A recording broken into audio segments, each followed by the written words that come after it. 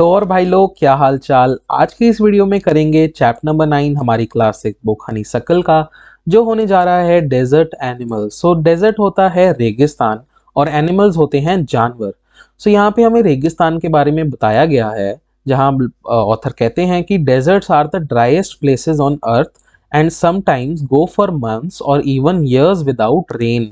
सो जो रेगिस्तान होते हैं वो सबसे सूखी जगहें होती हैं धरती के ऊपर, और कई बार महीने और कई बार इवन सालों तक वहां पे बारिश पड़ती ही नहीं है। पर जो डेजर्ट होते हैं वहां पे जो डेजर्ट एनिमल्स होते हैं cannot survive without water for long periods in the scorching sun. पर डेजर्ट में भी मतलब रेगिस्तान में भी जानवरों को तो पानी चाहिए ही चाहिए, क्योंकि इतनी गर्मी होती है वहां पे। So they have had to find different ways of coping with the harsh conditions. तो वो जो जानवर हैं उन्हें भी कई ऐसी तरीके, ऐसे नुस्खे अपनाने पड़े जिससे वो उस हार्श जगह को, मतलब इतनी गर्मी में वो रह सकते हैं। एक एग्जाम्पल देते हैं, जो गेरबिल्स होते हैं ये चूहे जैसे दिखते हैं, फोटो आपको दिख रही है ना, बिल्कुल ऐसे ही दिखते हैं।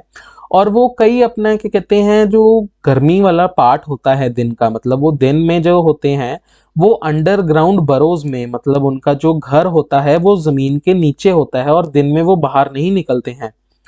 And strange insects called darkling beetle. सो ये जो डार्कलिंग बीटल है ना, ये पानी पकड़ने में एक्सपर्ट है। अब ये क्या करती है, ये अपने जो मॉइस्चर होता है, मतलब जो हवा में नमी होती है, उसको अपनी लात से पकड़ लेता है और फिर जो पानी है उसे अपनी लात को उठा के अपने मुंह में डाल लेता है, और जो वो पानी का ड्रॉप होता है वो मुंह में चला जाता है। सो हर जानवर ऐसे नहीं होता कि क्या कहते हैं कि हर मतलब जो जानवर है वो भी अलग होता है और जो डेजर्ट होता है वो भी अलग अलग होते हैं। जैसे हम पिक्चरों में देखते हैं कि जो मतलब डेजर्ट है वहां सिर्फ रेत ही रेत होती है, पर नहीं, कई ऐसे भी होते हैं जहाँ पथरीले डेजर्ट होते हैं, और कई होते हैं जहाँ पे पेबली होते हैं, पेबल होते हैं, छोटे छोटे पत्थरों से भरे हुए। और dotted with small bushes, bushes होती हैं जो अपने झाड़ हो गए। तो कई ऐसे भी होते हैं, और कई होते हैं जहाँ पे कलरफुल फ्लावर्स भी उगते हैं। मतलब हाँ, ये भी मेरे को आज पता लगा कि कई ऐसे भी रेगिस्तान है जहाँ फ्लावर्स उगते हैं। तो सेकंड, अब हम बताते हैं कि यहाँ पे जो स्नेक्स हैं, जो सांप हैं, वो धरती पे 2300 अलग अलग प्रजाति के पाए जाते हैं। सो कुछ ऐसे हैं जो 15 सेंटीमीटर तक के होते हैं, बहुत ही छोटे होते हैं, और कई ऐसे होते हैं जो 11 मीटर बड़े भी होते हैं। तो बड़ी डाइवर्सिटी यहाँ पे भी पाई जाती है। जो मेजोरिटी स्नेक्स होते हैं ना, जो ज्यादा होते हैं, वो तो हार्मलेस होते हैं, मतलब उनसे ज्यादा कोई नुकसान नहीं होता, हमें डरने की जरूरत नहीं है। पर कुछ ऐसे भी हैं भाई साहब जो इतने जहरीले हैं कि एक बार उन्होंने काट लिया तो भाई खेल खत्म। सो कई ऐसे स्नेक होते हैं जो अंडे देते हैं, पर कई ऐसे होते हैं जो बर्थ देते हैं यंग वंस को। तो कई ऐसे होते हैं क्या कहते हैं जो जहरीले हो गए हैं। अब उनमें से एक है जिसका नाम है रैटल स्नेक। तो जो रैटल स्नेक है वो पाया जाता है अमेरिका के अंदर, जो अमेरिका देश है। और वो उसकी जो रेप्यूटेशन है, मतलब उसका जो नाम है, सारे उसके नाम से डरते हैं। अब क्यों डरते हैं? क्योंकि उसकी जो रैटल है, जो उसके पूंछ से आवाज आती है, पूंछ क्या कह रहा हूँ, उसकी जो टेल है सांप की, उससे आवाज आती है जो 30 मीटर दूर से भी सुनाई दी जा सकती है। और वो जो स्ट्राइक है, मतलब जब वो डसता है ना, तो बड़ी ही लाइटनिंग स्पीड से, बड़ी ही तेज स्पीड से वो डसता है। पर जो रैटल स्नेक है, जो उसका नाम है, और रैटलर के नाम से भी इसको मतलब समझा जाता है। तो ये क्या करता है, इंसानों से दूर ही रहना पसंद करता है, ये ज्यादा पास नहीं जाता है। और ये जो अपनी टेल है, अपनी पूंछ को सीधी रखता है और रैटल करता है, मतलब अपनी पूंछ से आवाज करता है जब भी इसे कोई डिस्टरबेंस होती है। और ये इसलिए ये करता है ताकि जो दूसरा बंदा है वो इसको सुन के दूर चला जाए। लेकिन अगर कोई इसकी आवाज को ना सुने और इसकी आवाज को इग्नोर कर दे तो ये थ्रेटन फील करता है, मतलब इसे डर लगता है, और फिर ये तैयार हो जाता है डसने के लिए। तो अगर आप तो इसकी डस आवाज सुन के दूर हो जाओ तो आप ठीक हो, लेकिन अगर आप नहीं होए तो भाई फिर भगवान आसरे। तो अब आगे हमें बताया जाता है कि जो रैटलर है वो अपने आप इन आवाजों को नहीं सुन सकता, क्योंकि भाई उसके कान ही नहीं है। तो कॉमन स्नेक्स की तरह ये भी जो आवाजें हैं, ये जमीन के अंदर जो वाइब्रेशन होती है, जो धम धम होती है, उससे ये समझ पाता है आवाजों को। इसके कान नहीं होते हैं। सो अगर कोई पर्सन पास में चल रहा है तो स्नेक जो है, जो सांप है, उसको उसकी पैरों की आवाज़, क्या कहते हैं, उसकी पैरों की जो धम धम है वो उसको समझ आ जाएगी। लेकिन अगर वही पर्सन जोर से चिल्लाएगा, सो रैटल स्नेक जो या कोई भी सांप है उसे वो आवाज़ नहीं सुनाई देगी। सो अब भाई रैटल स्नेक की बात पे वापस आते हैं। तो जो रैटल स्नेक है बहुत ही ज़्यादा फेमस स्नेक है, पूरी दुनिया में फैला हुआ है। अमेरिका से लेके कनाडा तक और अर्जेंटीना तक हर जगह ये पाया जाता है। ये अपने जो प्रे है, मतलब ये जो शिकार करता है वो चूहों का शिकार करता है। यार ये सारा ही हो गया। हाँ, सो एनीवेज जो ये शिकार करता है, चूहों का करता है, माइस का करता है, चिपमंक्स और कई ऐसे जानवर हैं जिनका ये शिकार करता है। जो रैटल स्नेक है ये अपने जो प्रे है, मतलब अपने जो ये शिकार करता है जिनका, उनको ये वेनम से मारता है। वेनम क्या होता है? वेनम होता है जहर। तो जब ये डसता है तो इसका जहर इतना ज्यादा जहरीला होता है कि तभी मर जाता है वो जानवर। सो हर स्नेक की तरह ये भी अपने खाने को पूरा स्वॉलो करते हैं, मतलब एक ही बुर्की में सारा जानवर खत्म, एक ही बार में। इनको चबाया, इनके दांत ही नहीं होते तो ये चबाएंगे कैसे? सो कुछ ही स्नेक हैं जो ये किताब में लिखा है, स्टोरी स्टोरी क्या है यार ये चैप्टर में। तो ये हमें बताते हैं कि कुछ ही स्नेक हैं जिन्हें एक हफ्ते में एक बार से ज़्यादा खाना पड़ता है। कुछ ऐसे स्नेक हैं जैसे कि पाइथन हो गया, जो 1 साल तक बिना खाए रह सकता है। मैं एक दोपहर ना खाऊं तो मैं दुखी हो जाता हूँ तो ये 1 साल तक नहीं खा पाते, तो बहुत ही बड़ी बात है। तो अब भाई हम आते हैं मोंगूजेस के ऊपर। सो ये जो मोंगूज की फोटो देख रहे हो ना, तो ये मोंगूज क्या करते हैं, ये एक साथ शिकार करते हैं और ये हमेशा लुकआउट पे होते हैं, मतलब ये हमेशा चौकन्ने होते हैं एक डेंजरस प्रेडेटर जो पास में चल रहा हो। प्रेडेटर क्या होता है? कोई ऐसा जानवर जो इनसे ज्यादा शक्तिशाली हो, तो ये हमेशा उसकी नजर पे बनाए रखते हैं, उसको ढूंढते रहते हैं, मतलब अलर्ट रहते हैं। So poking their noses into holes, तो ये कहते हैं कि अपने जो नाक है ये होल्स के अंदर हमेशा डालते हैं। और क्या कहते हैं, ओवर टर्निंग रॉक्स, पत्थरों को पलटाते हैं अपने पॉज से, मतलब अपने हाथों से। और ग्राउंड को अपने शार्प क्लॉज से स्क्रैच करते हैं, मतलब अपने जो इनके क्लॉज हैं उनसे ये जमीन को स्क्रैच करते हैं बात तो सेम ही है। सो ये जो ग्रुप होता है मोंगूस का, ये बड़े ही अम्यूजिंग है। तो अम्यूजिंग का क्या मतलब होता है? अम्यूजिंग का मतलब होता है देखने में बड़े मजा आता है। सो एक कॉमन साइट है कई पार्ट्स ऑफ अफ्रीका में, मतलब अफ्रीका में ये पाए जाते हैं। ये 20 से लेके, क्या कहते हैं, मतलब बड़े ग्रुप्स में रहते हैं, जैसे 20 के नंबर्स में।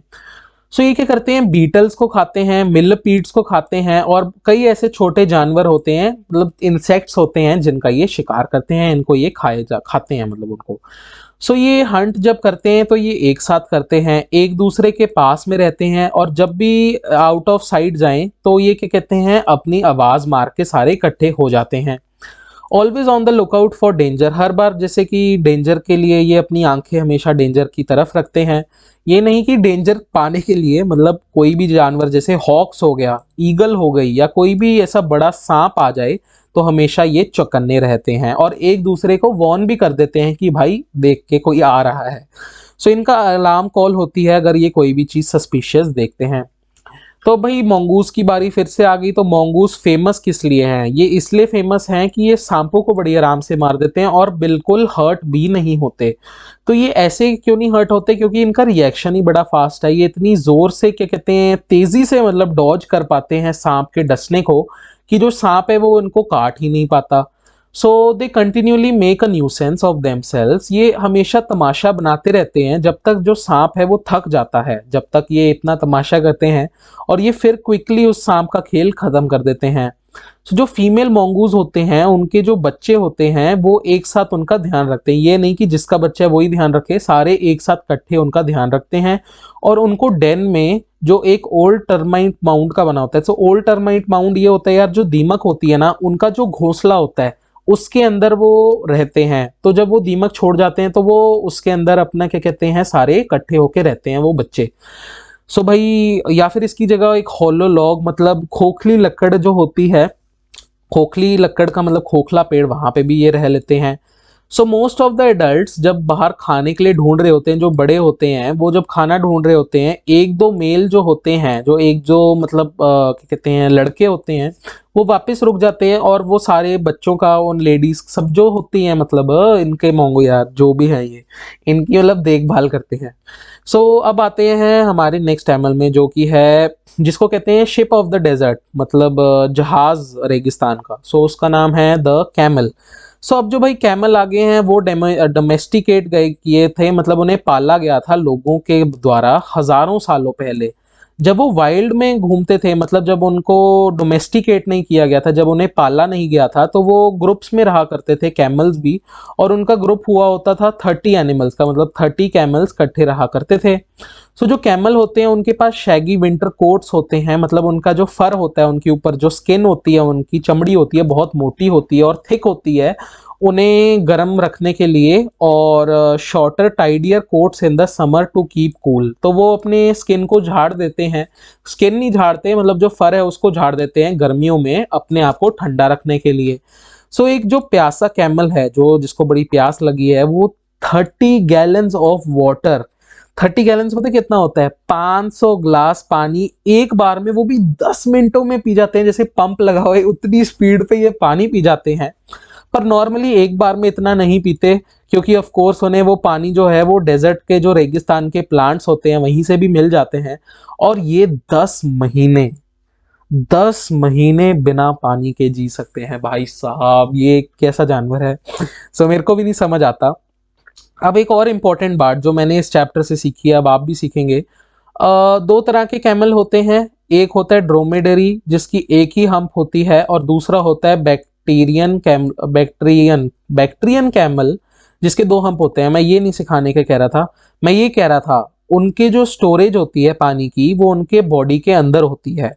दो हम्प होता है, जो उनके पीछे ये हम्प देख रहे हो, ये जो हम्प होता है ये उनको सरवाइव करने में उनकी हेल्प करता है। पर लोगों का मानना है कि इन हम्प के अंदर पानी होता है, बल्कि इनके अंदर पानी नहीं होता। ये जो हम्प हैं, ये जो ऊपर हम्प बने हुए हैं पहाड़ की तरह, ये पानी नहीं है, ये फैट से भरे होते हैं, मतलब ये चर्बी से भरे होते हैं। और जब उन्हें खाना नहीं मिलता तो ये इस चर्बी को यूज करते हैं। जब मैं छोटा था ना, तो छोटा ही हूँ, पर ये सोचा करता था मैं कि इनके अंदर पानी भरा होता है, जैसे वो फिल्टर होता है ना बड़ा पानी का, तो वो पानी का घड़ा इनमें पड़ा होता है और ये जब मर्जी पी सकते हैं। पर यहाँ पे फैट होता है, तो ये आज मैंने सीख लिया भाई। आई होप, कमेंट करके बताना किस किस को लगता था सच्ची में पानी भरा होता है, मैं भी जानूं। वापस बढ़ते हैं चैप्टर की तरफ। तो चैप्टर में आगे बताया गया है ये फैट जो है ये यूज करते हैं जब उन्हें भूख लगी होती है, जब कुछ और खाने के लिए नहीं मिलता। इस फैट, ये जो है, ये जो हम्प होता है ये छोटा होता रहता है जैसे जैसे ये फैट को यूज करते रहते हैं।